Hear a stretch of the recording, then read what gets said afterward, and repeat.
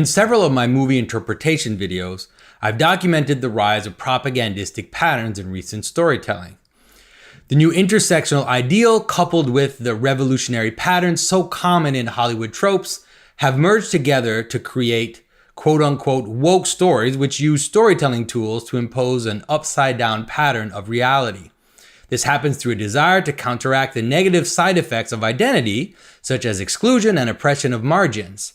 And so although the aims are understandable, there are inevitable side effects of going down that line.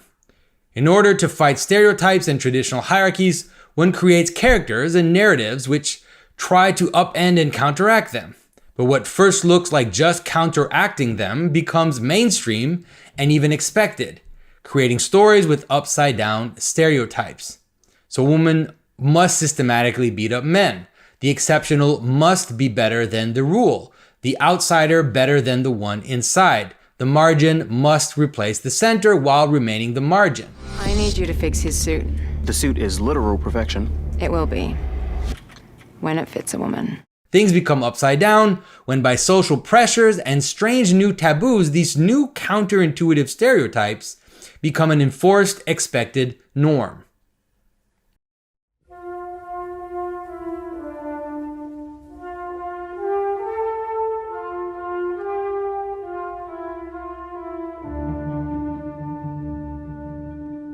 This is Jonathan Pageau. Welcome to the Symbolic World.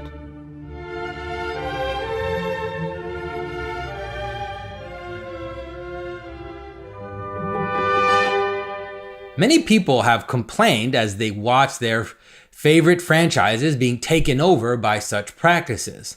There are too many franchises to enumerate, from Star Wars, Men in Black, James Bond, to different comic book characters, video game series, the latest being the new Enola Holmes movie on Netflix. Paint your own picture, Enola. Don't be thrown off course by other people, especially men. One of the complaints made by critics of these strategies is found in asking why the new intersectional thinkers don't just make up new characters and storylines rather than infiltrate and take over existing ones. By asking this, one ignores how contemporary woke activism is born out of a deliberately parasitic approach to being. The activist type understands that the current narratives are in some respect the vehicles of power and normativity. This plays out in the analogy between the human body and the body politic. And so like a virus can destabilize the human body, so too the ideological parasite will destabilize the body politic. So although one can always, openly oppose, the most powerful tool is by infecting structures and subverting power, thereby acting in complete coherence with the revolutionary worldview. This parasitic relationship is not an accident, but is the very pattern of how they think reality works and what they see as their place in the larger system. Normativity can only be subverted. It can only be deconstructed. I've discussed why postmodern thinkers see themselves as social viruses and infections, so I don't want to go into it too much here. What I mostly want to look at is how there is also a secret solution within this pattern of storytelling. We've noticed how the pattern of replacement has appeared in so many instances, where the main characters, represented as the normative ones, are killed or humiliated, inverted, or replaced.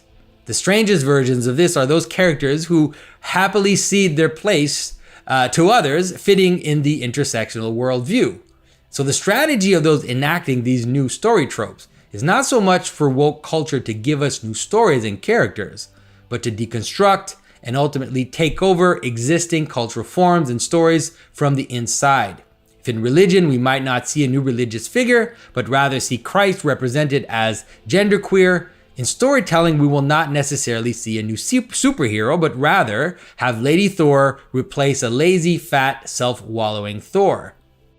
Just like any parasite, this pattern, of course, cannot hold, at least not for long. Just like any revolutionary approach to reality, what do you do when you win? What happens when all the superheroes and video game characters and science fiction franchises and even saints have been replaced by their woke selves? When a parasite kills its host, it can only move on to another host, but when it has devoured all the hosts in its sight, then it will itself die. So parasitic patterns of storytelling must by their very nature reaffirm what they're attacking.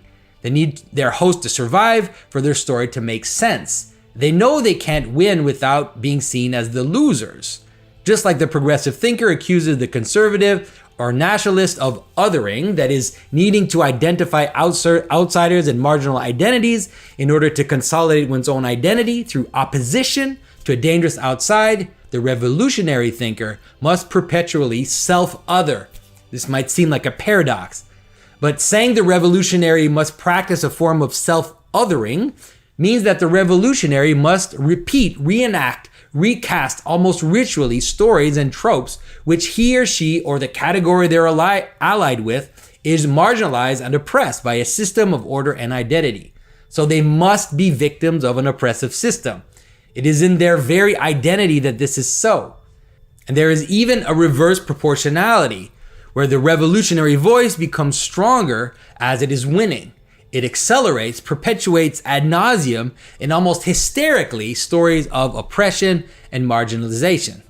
This was, of course, true of communist regimes, where once the revolution has succeeded, it never led to the dissolution of the state touted by Marx, but rather led to the need of positing a constant and powerful counter-revolution, always invisibly present and ready to impose the old hierarchies.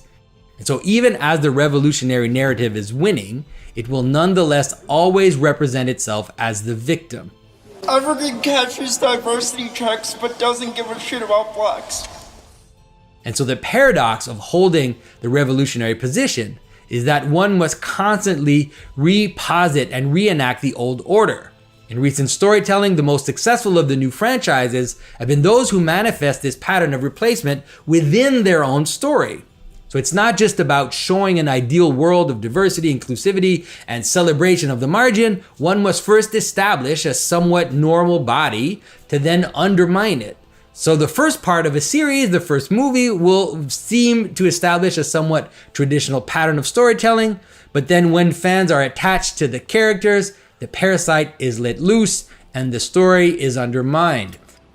The pattern is flipped upside down, the main characters are humiliated, and so we experience the reversal in real time. This reversal is framed to act as a strange catharsis needed by woke adherents to participate in and also partly alleviate the original sin of woke religion.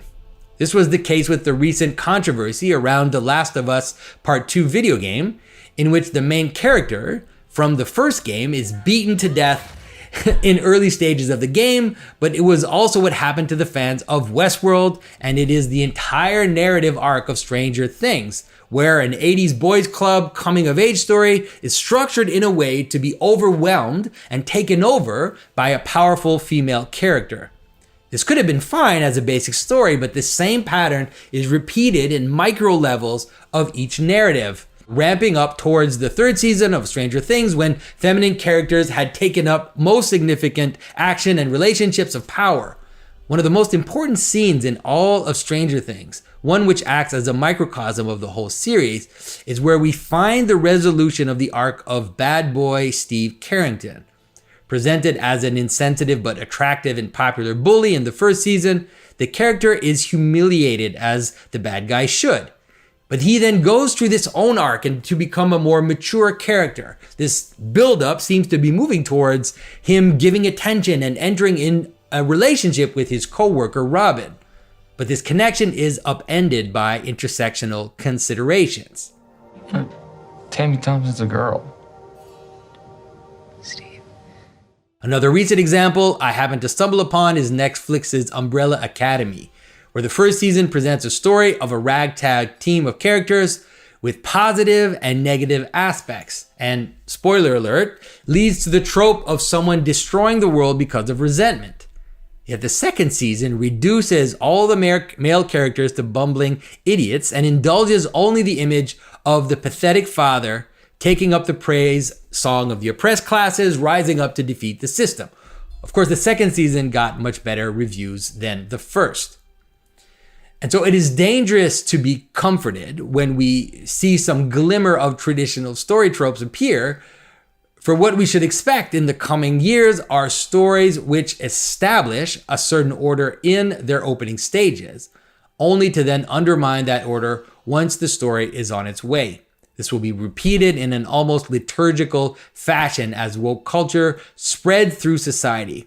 As we watch this accelerate, the attentive person will have what some call a red pill moment and notice that the seeds of this were already planted long ago in many of the stories they once loved. And so even as people cry for the subversive and revolutionary trope of woke ideas taking over Star Wars, they will realize that the seed of this was in many respects an aspect of the story all along. I bypassed the compressor. Of course, the secret here, and the reason why I am going through the trouble of explaining this, is that there is also a silver lining in this for those storytellers who are attentive. The need to recast the center as the enemy to defeat, to do it over and over, means that the space of the center is always open, because identity is inevitable, and because the stories that last are always those which manifest the pattern of the world. There are ways to recast the central figure once the deconstruction is finished. The margin needs the center to have something to rebel against. And in that, the smart ones on the margin will play a role in bringing it back. There are a few examples of this in history. The most infamous might be the decadent satanic author J.K. Huysmans in the end of the 19th century, who wrote thinly veiled biographical novels about romping through degenerate Satanist circles of early modern France, only to pivot towards a conversion to Catholicism and novels on the symbolism of Christian cathedrals, ending his life as a Benedictine oblate. There are also more modern versions. In the mediocre film The Libertine with Johnny Depp, a despicable iconoclast and libertine rides his excesses to a point where his entire life is falling apart, but ends his days converting to Christianity and defending the king. So for those watching the narratives, the story trope to look for and to engage with is the story of the return of the king, which of course happens at the end of Lord of the Rings, but more traditionally is also the resolution of the Robin Hood story, where an illegitimate and resentful king establishes a corrupt rule only to be chased out when the Lionheart returns.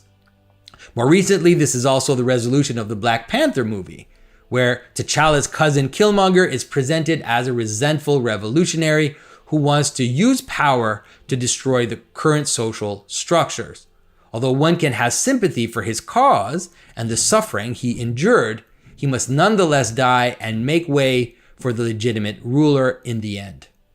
So as we see the continual ramping up of propagandistic storytelling, one must continue to pay attention to places where balance in stories appears.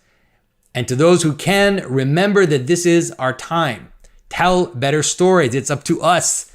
I know I will be trying. So I hope this was useful, and thank you for your attention.